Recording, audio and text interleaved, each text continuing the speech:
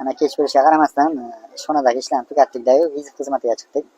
Bir Rimgantor avtoservis deyiladi. Ana pikap mashinasini konditsionerini zapravka qilib beramiz. Yana bitta mashinamiz bor. Bu yoqda bitta 10X mashinamizni ham konditsioner zapravka qilib berish kerak. Ikkovini ham konditsionerlarni joy qilib zapravka qilib egalariga topshiramiz. Viza xizmati ham bor. Konditsioner ta'mirlash uchun vizitga ham chiqib turamiz ora-chora. Olib qo'ygan ikkinchi 10X mashinamizni ham konditsionerlarimizni yo'q sog'ib beradigan qilib qo'ydik. Ishlarni bitirdik. Mana bu kuzovchik Aziz jo'ramizning sexi. Zo'r kuzovchik. Kuzovchiklarni zo'r ana shu avtoservisda bo'ladi. Kelaverasizlar, hamma instrumentlar, hamma xizmatlari bor. Ko'p kuzovchik, vakuumchiklar mana shu yerda. Ishlarimizni go'zal qilib bitirib oldik. Kimga shunaqa chiroyli xizmatlar kerak bo'lsa, avtoservis 505 ga kelaverasizlar.